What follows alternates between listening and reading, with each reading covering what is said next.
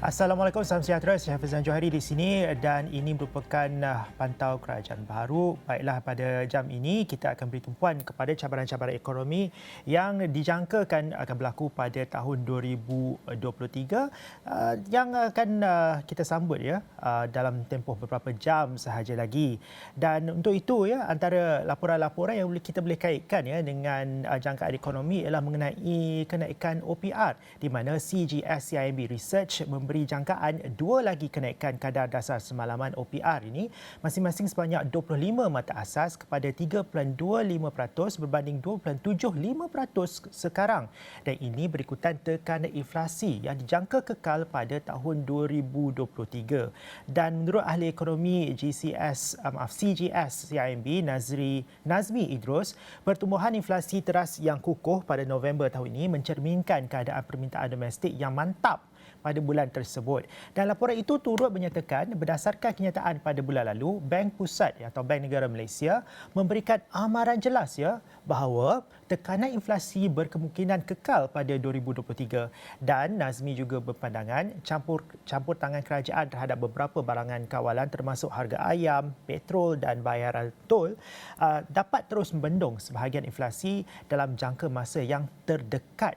Bagaimanapun, jelasnya kenaikan harga tarif elektrik untuk pengguna bukan domestik dan bukan perusahaan kecil dan sederhana, bukan PKS dalam hal ini, yang berkuat kuasa pada 23 Januari depan dijangka mengakibatkan sedikit peningkatan ke atas kadar inflasi secara keseluruhannya. Jadi untuk memahami secara lebih mendalam ancaman tekanan inflasi ini dan juga jangkaan-jangkaan ekonomi secara keseluruhannya bagi negara Malaysia dan juga bagi rantau kita ini, kita bersama dengan Profesor Emeritus Dr. Bajoy Bandai, merupakan seorang pakar ekonomi yang begitu banyak sekali melihat keadaan ekonomi semasa dan buat kajian terhadap keadaan ekonomi semasa. Tapi kita nak tahu, adakah OPR ini merupakan ancaman paling utama dalam cabaran ekonomi tahun 2023, Profesor? Terima kasih, Cik Safizan. Bismillahirrahmanirrahim. Sebenarnya tahun 2023 dijangka sangat mencabar dan tentulah OPR adalah salah satu daripada cabaran kerana setakat ini OPR telah meningkat lebih daripada 2%. Jadi tapi Bank Negara dijangka akan terus meningkatkan OPR ini sehingga mencapai sasarannya adalah tahap sebelum kegawatan. Tahun 2019 OPR adalah pada 3.5%. Jadi pada tahap itu Bank Negara akan merasa dia sudah cukup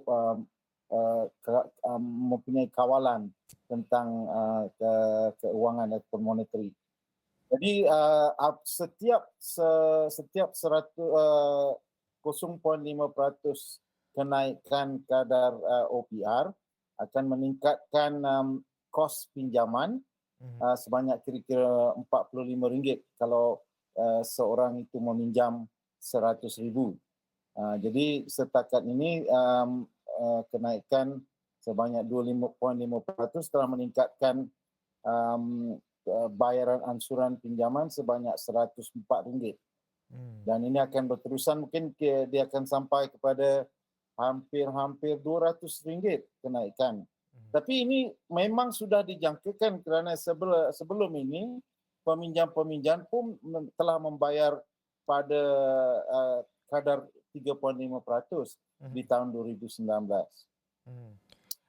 Tapi pada masa sama, tahun 2019 dan pada 2023, cabaran-cabaran dalaman dan luaran, adakah ia juga sama seperti tahun 2019?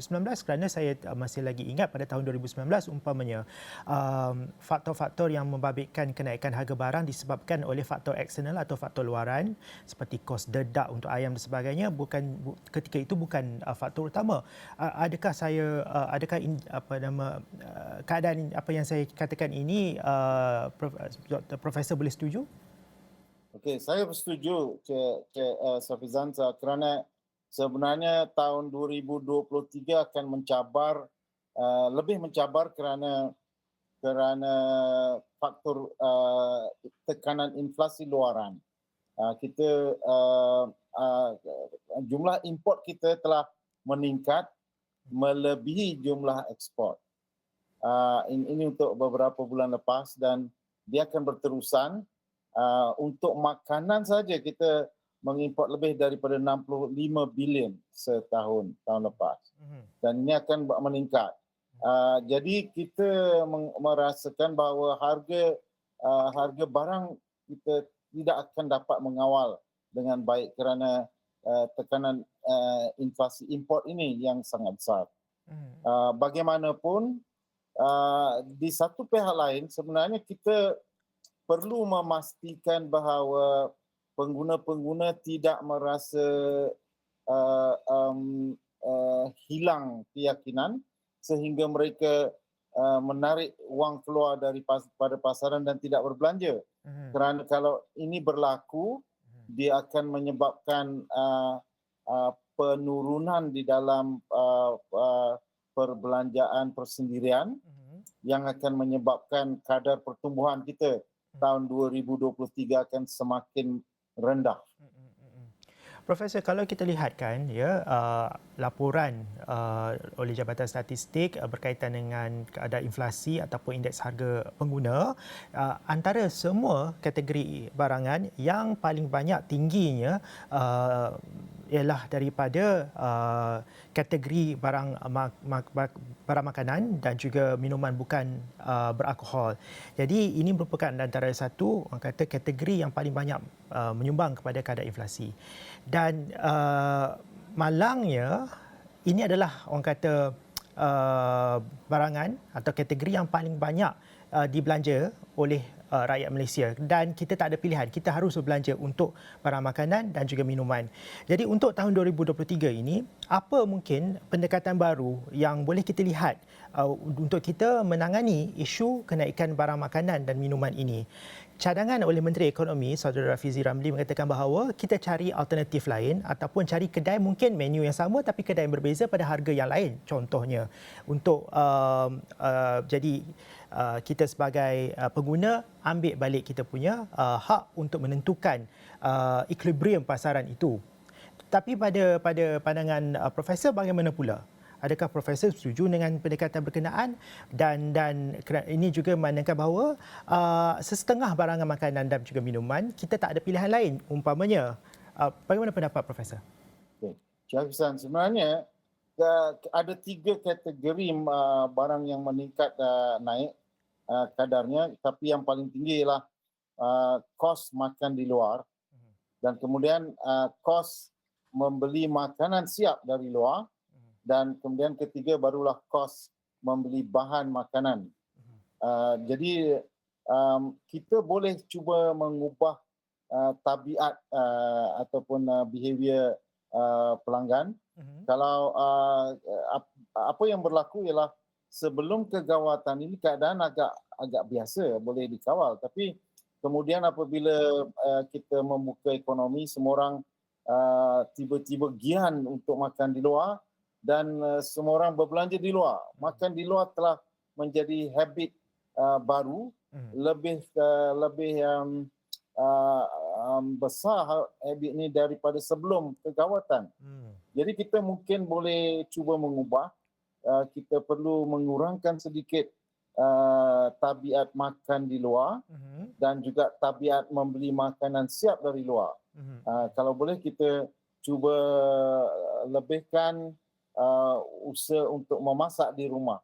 Kerana harga barang makanan di luar yang dimasak harganya lebih 3 kali ganda daripada kos bahan mentah. Bermaksud bahawa itu sendiri merupakan satu asas inflasi. Tentulah mana agak susah untuk mengubah habit ini kerana kita dah terbiasa dengan Grab food dan delivery Panda food dan sebagainya. Tapi kita boleh cuba. Dan saya juga sebenarnya setuju dengan apa yang disebut oleh Yang Berhormat Menteri Ekonomi bahawa kita di Malaysia ini tidak ada kumpulan pengguna yang mendesak yang menggunakan kuasa ekonomi kita sebenarnya pelanggan merupakan kuasa yang penting kerana tanpa wang daripada pelanggan ini peniaga tidak akan hidup. Tapi kita tidak menggunakan kuasa ini sehingga kita menurut saja apa kehendak peniaga, dan di Malaysia kerana kita mengamalkan pasaran bebas, jadi peniaga bebas mengenakan apa harga yang dia nak. Tapi kalau kita cuba menggunakan kuasa pengguna, contohnya kalau misalnya harga makanan protein adalah mahal, harga ayam, harga ikan, harga daging mahal, kita boleh memilih makanan atau sumber protein yang lain yang lebih bersesuaian harganya. Kita boleh pergi kepada tempe, tahu, moringa dan berbagai lagi yang mungkin mempunyai hasil yang lebih baik. Tapi kita perlu mewujudkan habit yang baru ini. Perubahan habit ataupun perubahan sikap, terutama sekali sikap kita berbelanja dalam aspek makanan dan minuman ini suatu yang mungkin kita boleh jangkakan pada tahun 2023 ya Profesor. Dan saya nak bawa kita berehat dulu untuk yang pertama kali. Apabila kita kembali nanti Profesor, saya nak tanyakan ya mengenai sektor-sektor ekonomi manakah yang dijangka paling mencabar. Ya, kita dah cakap mengenai orang kata cabaran utamalah melibatkan rakyat terutama sekali dalam hal inflasi. Tapi kalau kita lihat pula sektor makroekonomi secara keseluruhannya, sektor-sektor manakah yang dijangka paling mencabar dan golongan pekerja yang bagaimanakah yang dijangka harus lebih bersedia umpamanya untuk tahun 2023 ya Profesor. Kita lihat dulu, jumpa lagi selepas ini.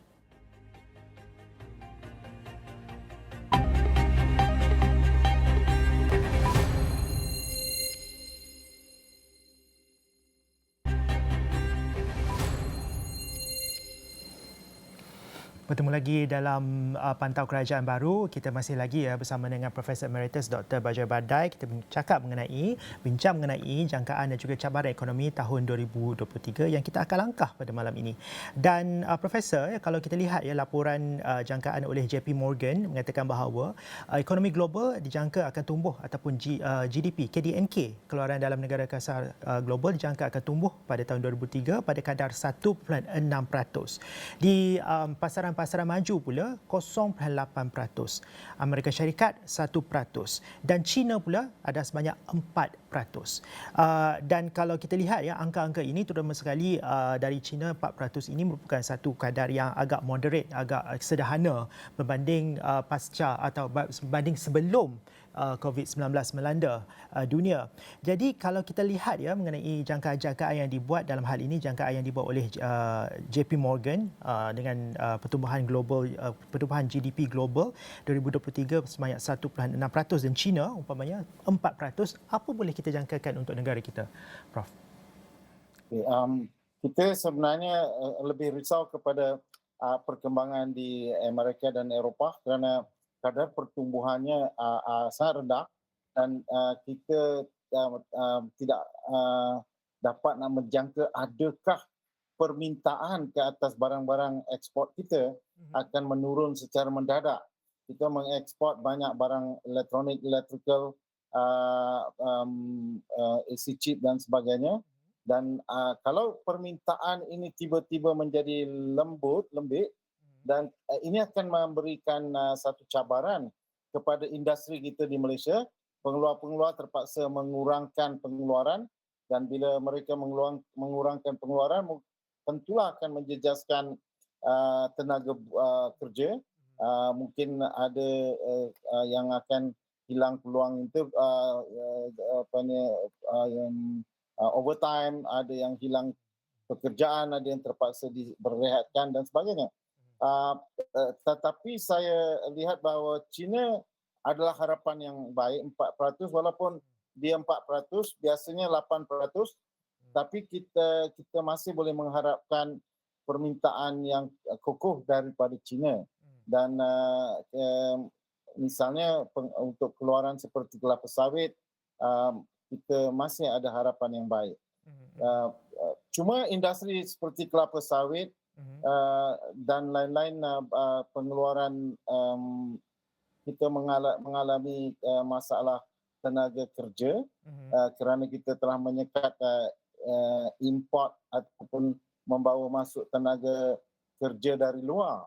Ini merupakan satu keputusan berjangka panjang yang kita perlu mungkin fikirkan semula untuk jangka pendek, kerana kita memerlukan tenaga kerja asing ini sekurang-kurangnya untuk sementara menghadapi 2-3 tahun kegawatan yang besar ini. Seperti yang Prof katakan, kalau boleh saya nyatakan semula, adakah ini bermaksud sektor E&E dan juga ekspor elektrik dan elektronik kita dijangka akan berdepan dengan satu cabaran yang orang kata agak mencabar pada tahun 2023? Kalau iya, bagaimana kita nak buat persediaan ini? Apa yang kita boleh katakan kepada electric engineers kita umpamanya, ya, jurutera elektrik umpamanya, kita boleh cakap, boleh kita katakan kepada kita punya design engineers umpamanya, dan juga apa boleh message yang kita boleh katakan, ya, kepada pekerja-pekerja di segmen pengeluaran ini yang bekerja di kilang dan sebagainya. Apa message yang kita boleh sampaikan menjelang 2023 ini? Okey, sebenarnya sektor kejuruteraan adalah sektor yang penting dalam ekonomi kita. Tetapi kalau permintaan ke atas barang-barang ekspor E&E tadi meleset, kita perlu melihat peranan baru kepada kumpulan jurutera kita. Yang pentingnya sebenarnya kita sudah mana lama overdue untuk memikirkan bagaimana menggunakan tenaga mahir kumpulan jurutera ini untuk mempercepatkan penghijrahan ke AR 4.0. Kita ada beberapa sektor yang memerlukan bantuan ini, sektor perladangan, sektor pertanian dan sektor dalaman, dalam negeri, termasuk sektor pelancongan. Kita boleh menggunakan tenaga kerja mahir ini untuk melakukan reka bentuk dan mewujudkan artificial intelligence, robotik dan lain-lain peralatan untuk digunakan dalam sektor industri kelapa sawit misalnya, sangat memerlukan bantuan mechanization dan juga artificial intelligence untuk menolong meningkatkan produktiviti. Begitu juga di dalam sektor-sektor seperti industri perkhidmatan. Bagaimana pula dengan sektor komoditi dalam negara? Seperti yang Profesor katakan tadi, cabaran utama sektor komoditi seperti sawit, ya, ialah tenaga buruh dan juga tenaga kerja asing. Tetapi pada masa sama juga kita lihat bahawa permintaan untuk komoditi sedikit perlahan pada bulan-bulan pada penghujung tahun 2022 ini. Dan adakah ini berterusan? Bagaimana Profesor melihat pula keadaan ini?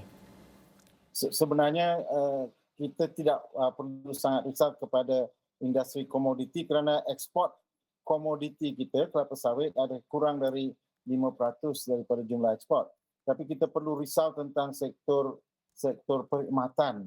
Sektor perkhidmatan khususnya pelancongan, perkhidmatan kesihatan, perkhidmatan pendidikan dan lain-lain bentuk perkhidmatan. Kita merupakan tumpuan yang besar kerana dia menyumbang lebih 65% kepada KDNT.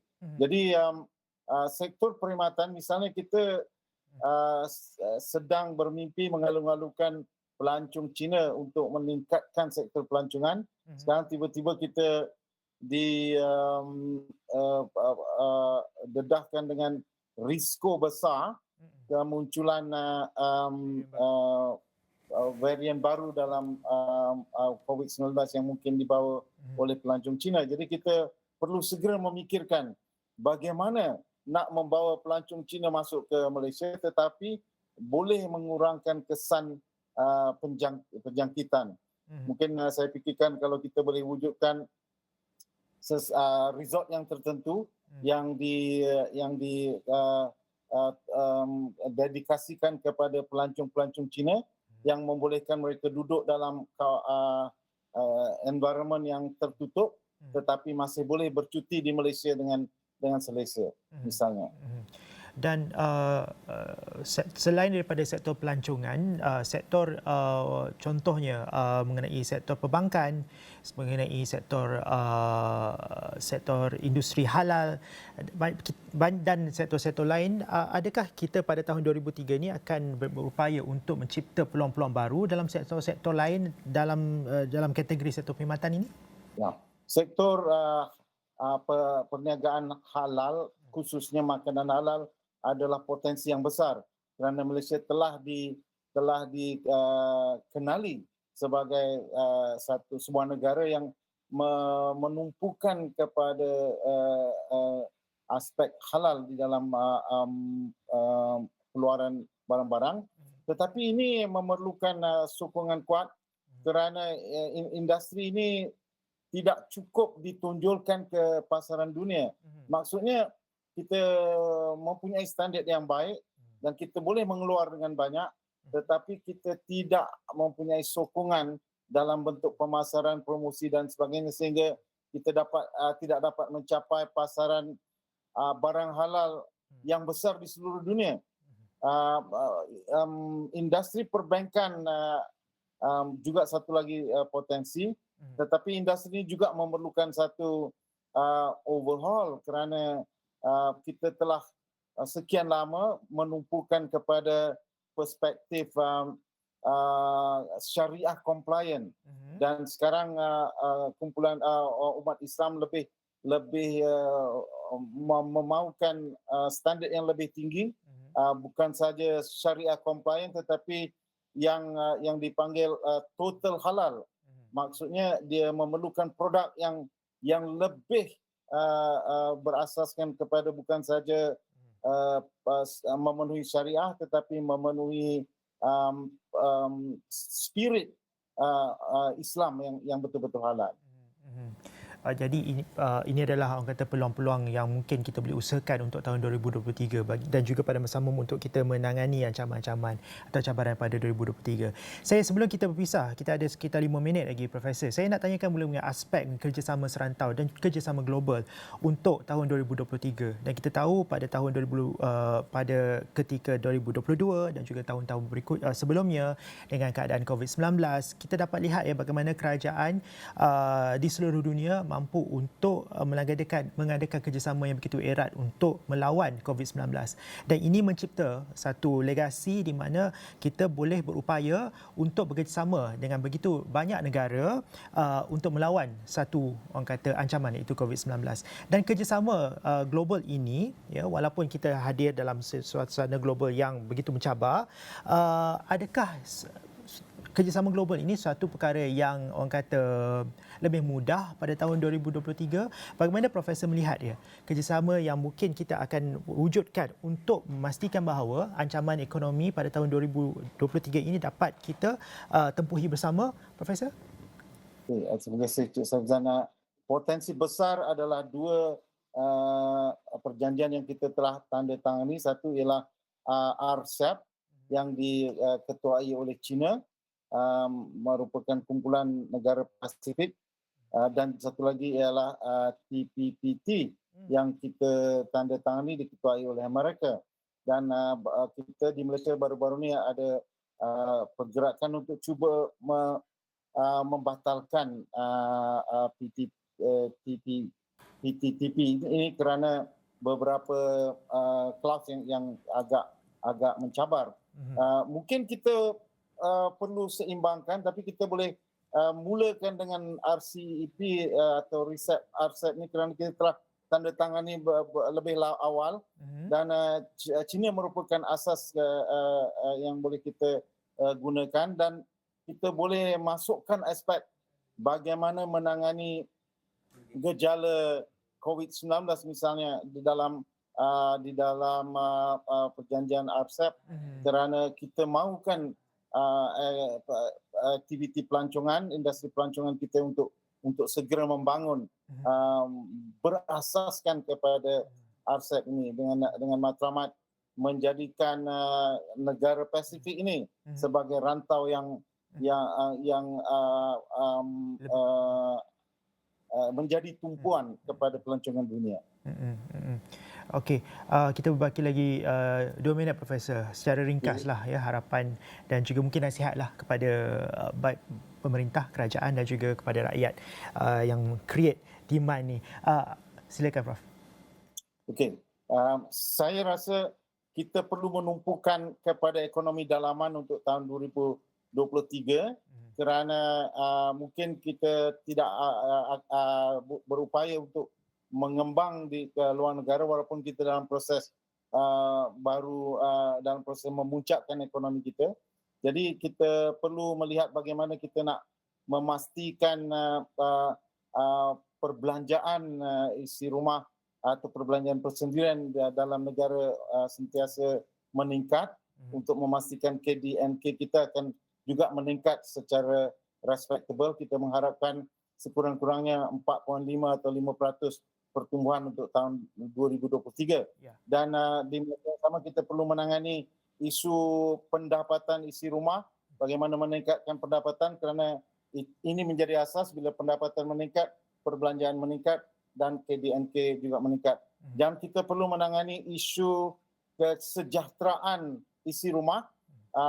Kita perlu memikirkan bagaimana membantu kumpulan yang memerlukan, bagaimana nak memberi bantuan pendapatan kepada kumpulan yang sangat daif yang memerlukan bantuan pendapatan sebagai asas. Mungkin ini boleh digunakan untuk mengganti konsep subsidi yang kita sedia ada hari ini. InsyaAllah kita akan excel dalam tahun 2023. InsyaAllah kita doakan ekonomi negara lebih makmur, lebih maju jaya untuk tahun 2023. Terima kasih banyak Profesor Emeritus Dr. Baraja Badai berkongsi pendapat dan juga berkongsi ilmu ya mengenai bagaimana untuk kita menguruskan cabaran-cabaran ekonomi yang mendatang untuk tahun 2023 yang kita akan langkah pada malam ini. Terima kasih juga kepada anda. Saya Syafizan Johari. Kita jumpa lagi. Salam.